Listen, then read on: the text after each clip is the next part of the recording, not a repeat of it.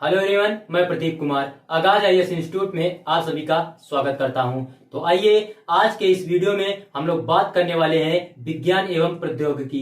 विज्ञान एवं प्रौद्योगिकी से रिलेटेड यूपीएससी के प्रीलिम्स और मेंस के लिए आज के जितने भी मोस्ट इंपोर्टेंट टॉपिक है हम आप लोगों के लिए लेकर आए हैं। तो चलिए देखते हैं। तो देखिए, प्रीलिम्स के लिए जो टॉपिक है वो है संपूर्ण जीनोम और अनुक्रमण और डीएनए और जीन और जीनोम, और मेंस के लिए जो टॉपिक है वो है संपूर्ण जीनोम, अनुक्रम और उसका महत्व। तो चलिए हम यूपीएससी के प्रीलिम्स और मेंस के इन सभी टॉपिक के बारे में पूरे विस्तार से चर्चा करते हैं। तो देखिए चर्चा में क्यों है, आइए समझते हैं। हाल ही में स्वस्थ नवजात शिशुओं सहित नवजात शिशुओं में तीव्रता से संपूर्ण जीनोम अनुक्रमण का उपयोग अनुवंशिक रोगों के निदान और उपचार हेतु एक क्रांतिकारी दृष्टिकोण या उपाय के रूप में उभरा है। यह तकनीक स्वास्थ्य कर्मियों को शिशु की अनुवंशिक संरचना का व्यापक दृष्टिकोण प्रदान करके तेजी से अधिक प्रभावी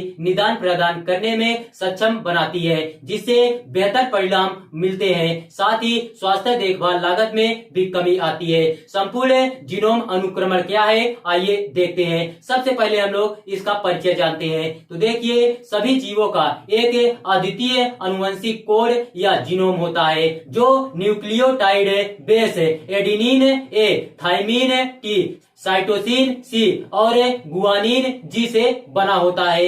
एक जीव में बेस के अनुक्रम का पता लगाकर अद्वितीय डीऑक्सीराइबो न्यूक्लिक एसिड फिंगरप्रिंट या स्वरूप की पहचान की जा सकती है। बेस के क्रम का निर्धारण अनुक्रमण हो कहलाता है। संपूर्ण जीनोम अनुक्रमण एक प्रयोगशाला प्रक्रिया है जो एक प्रक्रिया में जीव के जीनोम में बेस के क्रम को निर्धारित करती है। नवजात जीनोम अनुक्रमण का महत्व क्या है, आइए हम लोग देखते हैं। मानक जांच से पता न चलने वाली दुर्लभ अनुवंशिक बीमारियों का त्वरित सटीक निदान, उपचार योग्य स्थितियों का पता लगाना, शीघ्र हस्तक्षेप या जीन आधारित उपचारों को सक्षम करना, भविष्य के स्वास्थ्य जोखिमों के बारे में जानकारी, विकल्पों और निवारक उपायों की सुविधा प्रदान करना, व्यक्तिगत और सामाजिक मूल्यों हेतु वंश लक्षण एवं वाहक स्थिति का पता लगाना। स्वस्थ नवजात शिशुओं के जीनोम अनुक्रमण का कारण क्या है, आइए हम लोग देखते हैं। अमेरिका में बेबी सेक परियोजना नियमित देखभाल हेतु नवजात शिशुओं के अनुक्रमण के संभावित लाभों का पता लगाती है। इस प्रोजेक्ट द्वारा किए गए एक अध्ययन से पता चला है कि 10% से अधिक स्वस्थ शिशुओं में अप्रत्याशित अनुवंशिक रोग संबंधी जोखिम थे। स्वस्थ नवजात शिशुओं का अनुक्रमण उन अनुवंशिक बीमारियों हेतु नवजात शिशुओं की जांच या परीक्षण के दायरे का विस्तार करता है जिनका मानक जैव रासायनिक परीक्षणों द्वारा पता नहीं लगाया जा सकता है। स्वस्थ नवजात शिशुओं का आक्रमण व्यक्ति के भविष्य के स्वास्थ्य जोखिमों और पूर्व निर्धारिताओं के संदर्भ में महत्वपूर्ण जानकारी प्राप्त करता है। जीनोम क्या है, आइए हम लोग देखते हैं। जीनोम एक जीव में मौजूद समग्र अनुवंशिक सामग्री को संदर्भित करता है और सभी लोगों में मानव जीनोम अधिकतर समान होता है, लेकिन डीएनए का एक बहुत छोटा हिस्सा एक व्यक्ति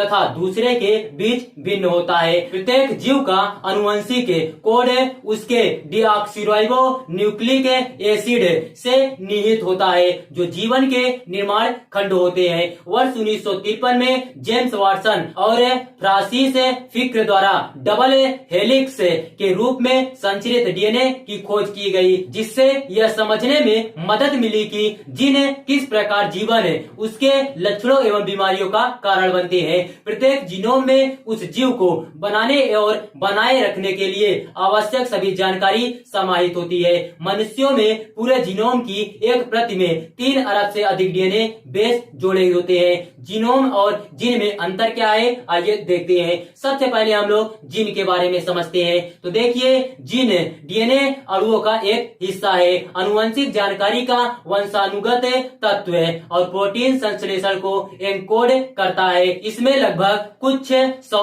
क्षार जोड़े होते हैं। एक उच्च जीव में लगभग हजारों जीन होते हैं। एलिन्स नामक जीन की भिन्नता को स्वाभाविक रूप से चुना जा सकता है। जीनोम, आइए अब हम लोग जीनोम के बारे में जानते हैं। तो देखिए, जीनोम कोशिका में मौजूद कुल डीएनए है। डीएनए अणु के सभी समूह है। प्रोटीन संश्लेषण के लिए प्रोटीन और नियामक तत्वों दोनों को एनकोड करता है। एक उच्च जीव के जीनोम में अरब क्षार जोड़े होते हैं। प्रत्येक जीव में केवल एक जीनोम होता है। क्षैतिज जीन स्थानांतरण और दोहराव जीनोम में बड़े बदलाव का कारण बनते हैं। नवजात जीनोम अनुक्रमण से जुड़ी चुनौतियां क्या है, आइए हम लोग देखते हैं। तो देखिए, नवजात जीनोम अनुक्रमण बड़ी मात्रा में व्यक्तिगत और संवेदनशील डेटा उत्पन्न करता है, जो गोपनीयता, सहमति, स्वामित्व, प्रकटीकरण और भेदभाव जैसे नैतिक, कानूनी एवं सामाजिक मुद्दे को उठाता है। यह अनुक्रमण अनिश्चित या आकस्मिक निष्कर्ष भी उत्पन्न कर सकता है, जिसका स्पष्ट नैदानिक निहितार्थ या कार्रवाई करने योग्य नहीं हो सकता है, जिससे व्यक्ति या उनके परिवार को चिंता, भ्रम या हानि हो सकता है। यह परिणामों की उचित व्याख्या और संचार सुनिश्चित करने के लिए स्वास्थ्य देखभाल पेशेवरों और जनता के लिए पर्याप्त शिक्षा तथा